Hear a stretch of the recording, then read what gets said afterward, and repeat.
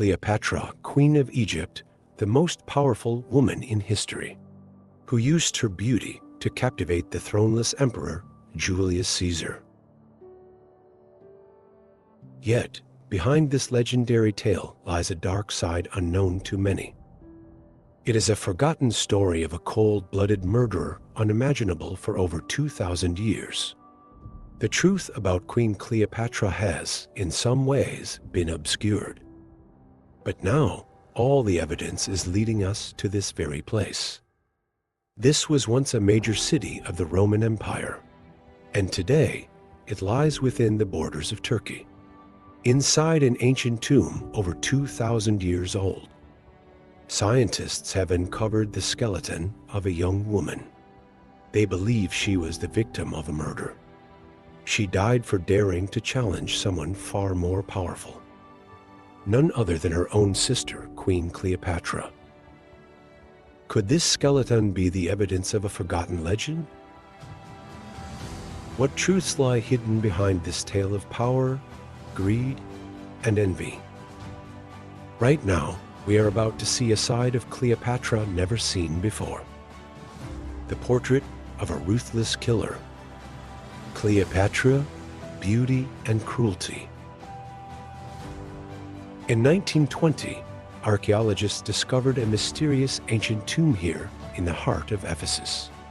You might not know this, but Ephesus was once the most prosperous city of the Roman era, 10 times larger than the legendary city of Pompeii. In a water-filled sarcophagus at the very end of the burial chamber, a small human skeleton was found. It was easy to deduce that the remains belonged to a slender young woman. She too had died at a very young age. But this information alone solves very little. We need to know, who was she really? Why was she buried here? And what led to her untimely death? Thus, researchers turned to ancient records to find clues about a woman significant enough to be buried in such a tomb. In Roman accounts, a connection to a horrific murder was discovered.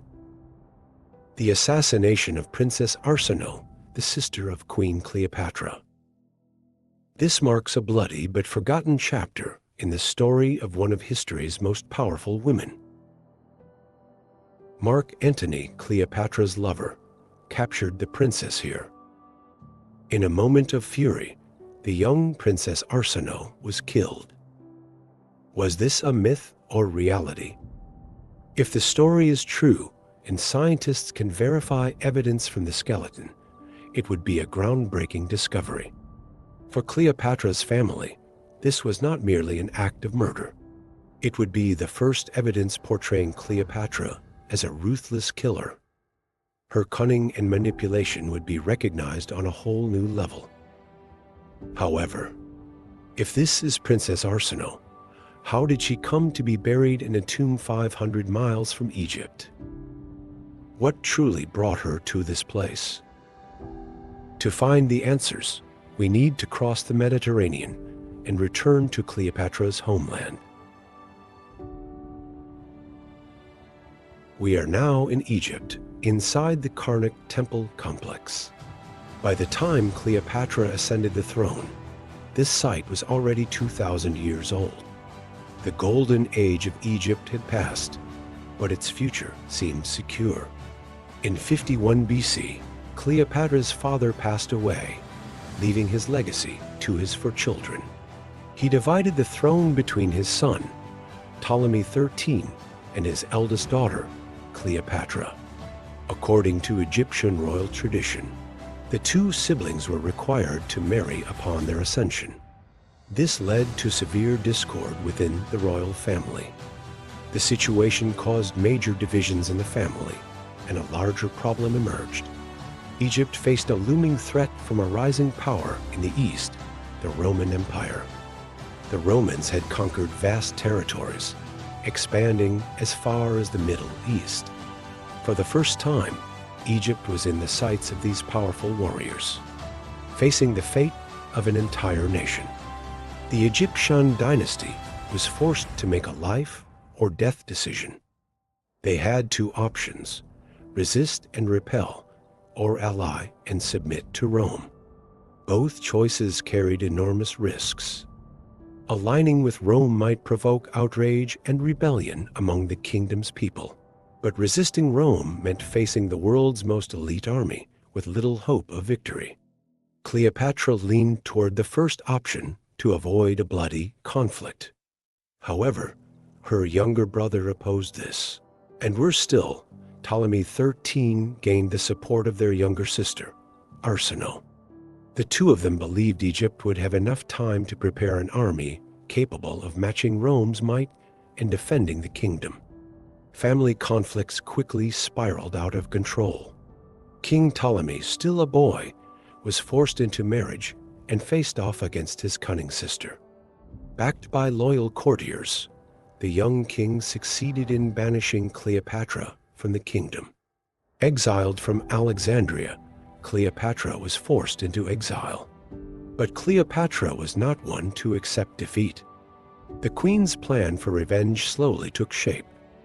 A highly effective and safe way to retaliate against Ptolemy was to seek the support of Rome. Cleopatra's father had been a friend of Julius Caesar. He left a will stating that in the event of disputes over succession, Rome would act as the arbiter.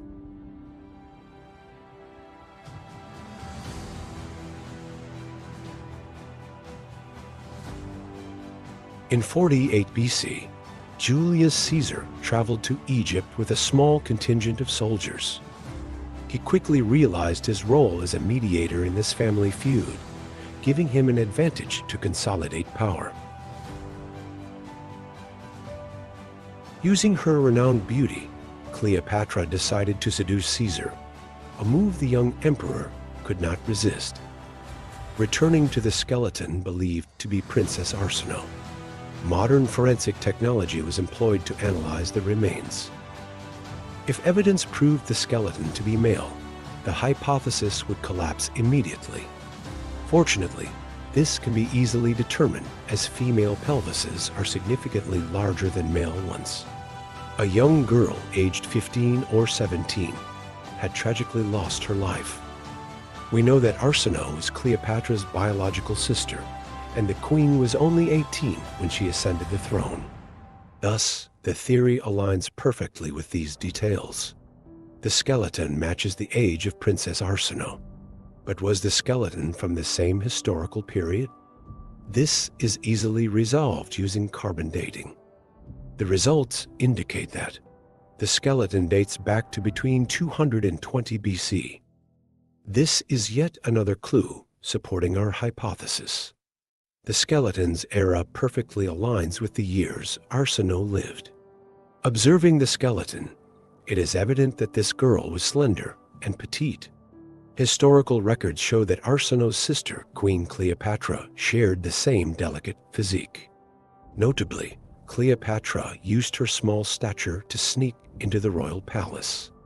In a small boat, Cleopatra departed from her place of exile, returning to Alexandria and docking at the palace near dusk to avoid detection.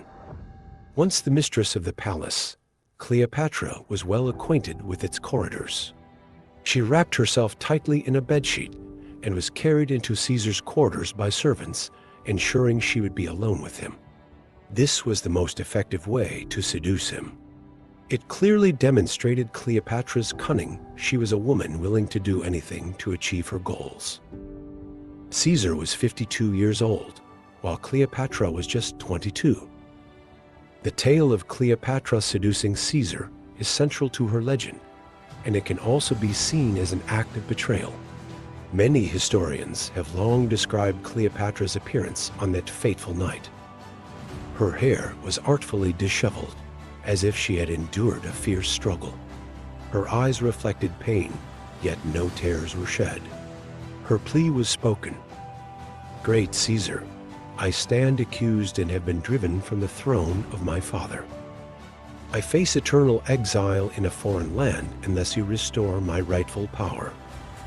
For this, I, a queen, kneel at your feet." Upon hearing her words, Caesar was instantly captivated. The two spent the entire night together. Cleopatra betrayed her brother and sister by bedding Caesar. When the young king witnessed this within the palace, he was overwhelmed with shock. He ran out, shouting to his courtiers that he had been betrayed. Ptolemy felt that Cleopatra had sold herself to Rome at the expense of Egypt and its royal family. Back in Ephesus, scientists continued to study the newly discovered skeleton. They decided to return to the tomb to search for additional evidence. They found fragments of bones to complete the skeleton. However, the most crucial part of the skeleton was missing the skull. Fortunately, old archival records provide answers to this issue. We now have data on the size, weight, and shape of the skull. Using modern 3D reconstruction technologies, we are gradually concluding that the skeleton belonged to Princess Arsinoe over 2,000 years ago. Cleopatra's beauty easily captivated Caesar. Thus, it's reasonable to believe Arsinoe was also strikingly beautiful. However, consorting with the Romans at that time was considered treason. Loyal forces of the young king and the princess began attacking and besieging Caesar's residence and command center. The Roman emperor was threatened on all sides. To protect his life and oppose Egypt's legitimate king, Caesar took the king as a hostage. After fortifying his defenses and holding the king captive, Caesar requested reinforcements from Rome. But it would take weeks for them to cross the Mediterranean Sea to reach Egypt.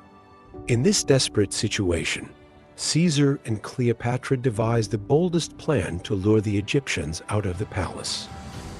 The Roman general ordered the fleet at the harbor to be set ablaze. The fire spread across the city. Caesar wasted no time escaping amidst the chaos. He and his soldiers retreated to this location. The seventh wonder of the ancient world, the lighthouse of Alexandria. The lighthouse was described by Caesar as towering over anything he had ever seen. It was a magnificent structure difficult to imagine. It stood prominently on an island at the harbor entrance. Whoever controlled it would control all ships entering and leaving Alexandria. Thus, Caesar's forces quickly seized it. Turning back to 331 BCE, when Alexander the Great founded the city that bore his name, as he passed through northern Egypt. 3 years had passed since the Macedonian king began his campaign against Persia. He had gained control over the eastern Mediterranean coastline. On the Nile Delta, he decided to establish a port city to secure his maritime dominance. He also sought to create a new commercial hub to replace the city of Tyre in Phoenicia, which he had recently destroyed. Alexander the Great quickly identified the perfect location for his new city, a strip of land connected to the Nile's westernmost branch and protected by Lake Meryut to the south. In his biography of Alexander, the Greek historian Plutarch recorded a foreboding omen during the city's planning. When Dinocrates, Alexander's architect, reviewed the city's street and canal designs, he lacked chalk and used barley flour instead. As he finished his work, a dense flock of birds darkened the sky and devoured the barley flour. At first, Alexander was concerned, interpreting it as a bad omen. However, the soothsayers assured him it was a sign that his new city would sustain the world. Alexandria took the shape of an almost perfect rectangle between the sea and Lake Meryut.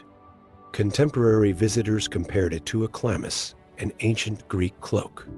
The city received water through a canal connected to the canopic branch of the Nile. Alexandria's sewer systems and wide avenues were rare in the eastern Mediterranean. This marvelous city was divided into 5 districts, with nearly a quarter of its area reserved for royal palaces and gardens. Alexandria's deep harbor was ideal for large, heavily laden ships. A chain of islands protected the harbor from dangerous northern storms. However, without a compass or navigation tools, Sailors often struggled to find their way by observing the coastline. The Nile Delta region lacked mountains or cliffs. Its shoreline consisted of endless marshes and deserts. The land was so low that it sometimes appeared to vanish beneath the sea. Another natural hazard was a vast, barely submerged sandbank invisible to those unfamiliar with the local waters. Many sailors only discovered this sandbank when they thought they were nearing the shore, causing their ships to run aground. The final obstacle was a double reef in front of Alexandria, deadly for sailors and ships attempting to dock when the winds were unfavorable. Clearly, the harbor needed a lighthouse, but not just any lighthouse. What was required was a truly exceptional lighthouse. The lighthouse's location had to be carefully chosen. Off the coast of Alexandria lay a small island named Pharos. It was revered in Greek culture. Legend says Menelaus, one of the Greek warriors in Homer's Iliad and the Odyssey, was stranded there after the Trojan War. According to the historian Plutarch, Homer himself appeared in Alexander the Great's dreams to speak of the island. Now, there is an island lying in the restless surge of the open sea off the coast of Egypt. They call it Pharos, and there is a safe harbor there. When Alexander awoke, he sought out the island, and upon finding it, declared that Homer was not only an admirable poet, but also a wise architect. On the far western tip of Pharos, a small islet almost detached from the main island was chosen as the site for the lighthouse. And so, one of the wonders of the ancient world was about to be born. Ptolemy I Soter, a Macedonian general under Alexander the Great, initiated the construction of the lighthouse of Alexandria. The project was completed during the reign of his son, Ptolemy to Philadelphus. The lighthouse was magnificent. Its construction cost 800 talents, roughly 1/10 of the king's entire treasury. For comparison, the Parthenon, built 150 years earlier, cost approximately 469 talents. The lighthouse performed its function perfectly. During the day, sailors could navigate using the lighthouse as a landmark. At night, its light safely guided them to the harbor. Standing over 90 meters tall, it could be seen from nearly 55 kilometers away. The flame atop the lighthouse burned so brightly, it could be mistaken for a star at night. During the day, the rising smoke made it visible from great distances. Given Egypt's scarcity of wood, scholars suggest oil or papyrus was used to fuel the lighthouse. It is also possible that a large metal plate or some form of glass was installed to reflect the firelight. In medieval times, Arab writers were fascinated by the lighthouse. They imagined that its mirrors acted as magnifying glasses to concentrate sunlight on approaching enemy ships, setting them ablaze before they could reach the harbor. The lighthouse quickly became an admired architectural marvel. Several ancient authors included it in their lists of the 7 wonders of the ancient world.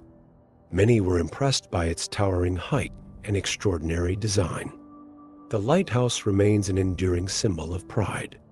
Roman coins from Alexandria, dating between 81 and 192 CE, depict the lighthouse. This iconic symbol also contributed to the grand epic of Queen Cleopatra that we discussed today.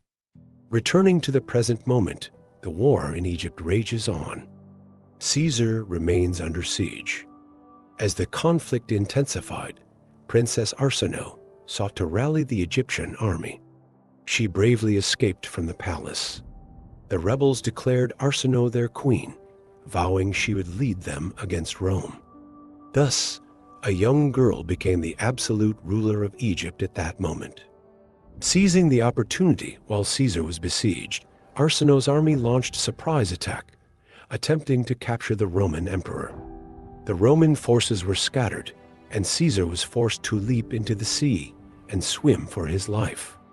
Caesar swam offshore, successfully escaping Egypt. The hero of Rome had been outwitted by a young girl. Princess Arsinoe had humiliated the world's most powerful empire. The lighthouse stood as a symbol commemorating this triumphant victory. The victory was beyond anyone's imagination. If things had gone smoothly, a new dynasty might have been born. We would be speaking of Queen Arsinoe instead of Queen Cleopatra. But that replacement was short-lived. The rebels within the fledgling dynasty soon turned on each other. Caesar miraculously survived and summoned reinforcements from Syria, preparing for a counterattack. Caesar had promised to restore Cleopatra's throne, and now it was time to fulfill that vow. The young king, Ptolemy XIII, was pursued by Roman forces and drowned while trying to cross the Nile. Cleopatra's chief rival for the throne perished without her having to act. Arsinoe was captured and imprisoned. Nothing now stood in the way of the ambitious woman. Caesar won the battle, but failed to control Egypt. He returned the throne to Cleopatra. According to tradition, the queen was required to marry her youngest brother, who was only 12 years old. As for Princess Arsinoe, she was exiled to Rome and imprisoned by Caesar. She always felt that her life had ended when her moment of glory was abruptly closed. In 46 BC, Caesar celebrated his victory in Rome. On that day, a model of the lighthouse and Egyptian prisoners paraded through the city, led by Princess Arsinoe. Caesar terrified the entire crowd with the tradition at the end of the procession, which was to seize an important prisoner and strangle them to death. Can you imagine what Arsinoe must have endured? I mean, regardless of what she did, Arsinoe was still just a young and inexperienced girl. A girl who was once queen of a mighty empire now faced imprisonment. The lighthouse that once symbolized Arsinoe's great victory now stood as a mark of her humiliation in Rome. To the Roman public, the former queen now seemed more like a child than the rebel leader who nearly killed Caesar. But contrary to Caesar's expectations, the Roman public sympathized with the princess more than with his vengeance. The barbaric and brutal treatment she endured sparked a wave of outrage. The crowd pressured Caesar into sparing Arsinoe's life. He could not execute the princess, but Arsinoe was not allowed to return to Egypt. She was exiled to a place 500 miles from her homeland. That place was Ephesus, where her skeleton was discovered. Ephesus was one of the largest and most important cities of the ancient Mediterranean, located on the western coast of Asia Minor, in what is now southwestern Izmir province, Turkey. It was one of the oldest Greek settlements on the Aegean Sea and later became the Roman provincial capital in Asia. Ephesus thrived during the reign of Alexander the Great. When the Romans conquered Asia Minor, Ephesus was chosen as the capital and became the largest city in the region. Estimates suggest Ephesus had a population between 33,600 and 56,000 during the Roman Empire. The city was once a central hub of the empire, politically and culturally significant. In terms of population density and prosperity, Ephesus ranked second only to Rome.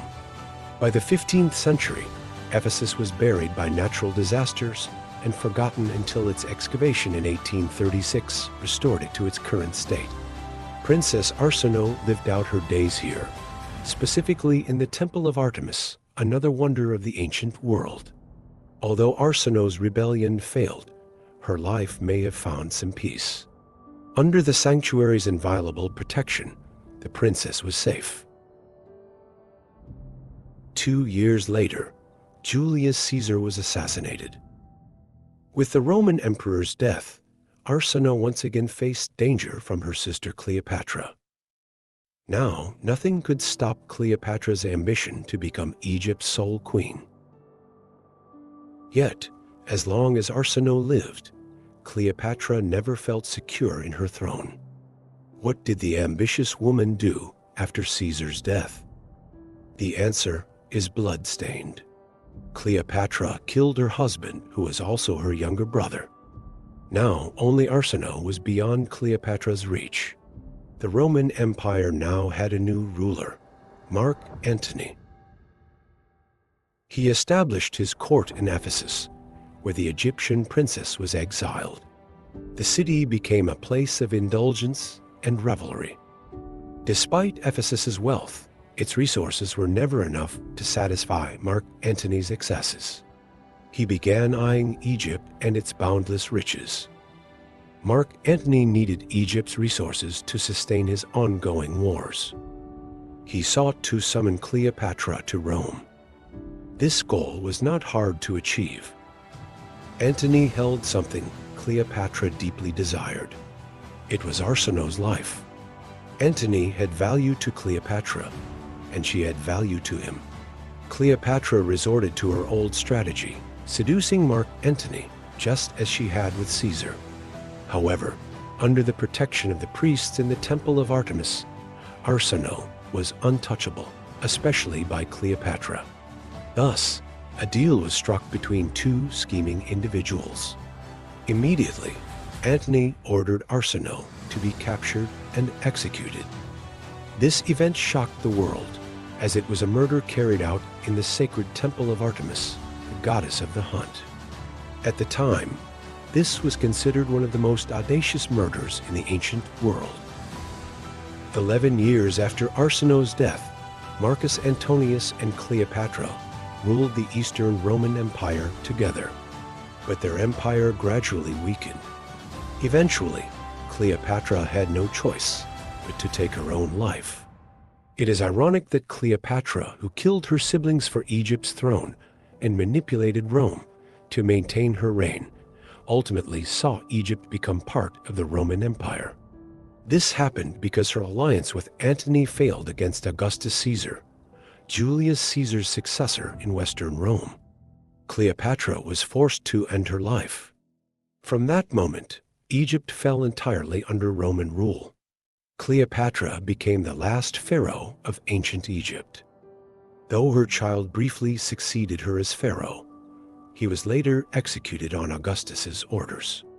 Despite Cleopatra's cunning and schemes, she ultimately could not escape the justice of the heavens. To this day, her death remains a subject of much debate.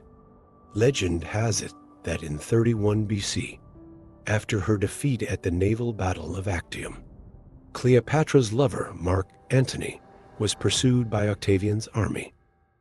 Facing the likelihood that both might fall into enemy hands, Mark Antony took his own life with a sword, and Cleopatra chose her own method of escape. She secretly brought an asp, a highly venomous snake from the African wilderness, into her locked chamber and allowed it to bite her, ending her life to join her lover. 2 of her maids followed her to the afterlife in the same manner. This legend has been passed down for thousands of years, and today it is widely accepted that the snakebite was the direct cause of Cleopatra's death. However, not everyone agrees with this version of events. In 2008, Egyptologist Joyce Tildesley published a book titled Cleopatra, Last Queen of Egypt. In her book, the author argues that the theory of Cleopatra's death by snakebite lacks evidence. Realistically, no snake, no matter how venomous, could simultaneously kill 3 women. According to Tildesley, this legend persisted because Egyptians both feared and revered snakes. Cleopatra herself wore a crown in the shape of a snake, crafted by artisans with reverence. This is why later generations romanticized her death using the symbolism of a snake. To this day, no historical record describes Cleopatra's death in detailed or convincing terms. The story of her suicide by snakebite may stem from the ancient Egyptian belief that a person bitten by a venomous snake could achieve immortality, even in the accounts of the Greek historian Plutarch.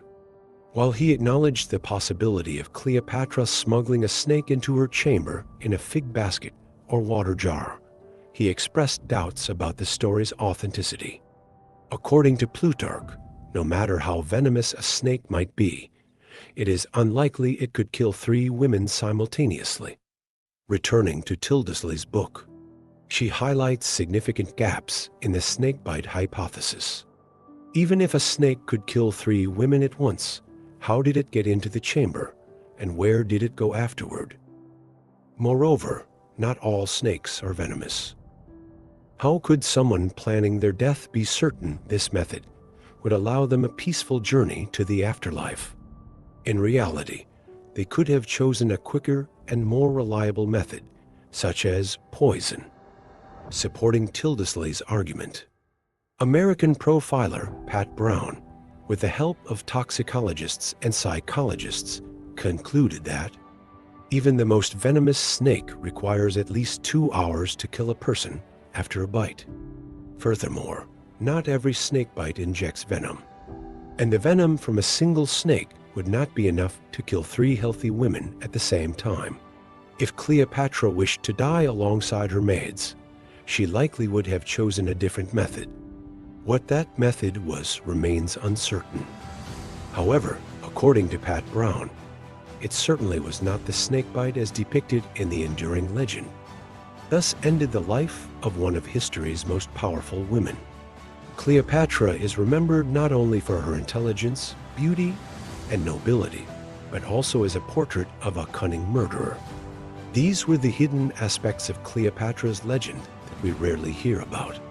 History has never been complete or exhaustive. We will continue seeking those missing pieces in many future journeys. For now, goodbye and see you in the next video.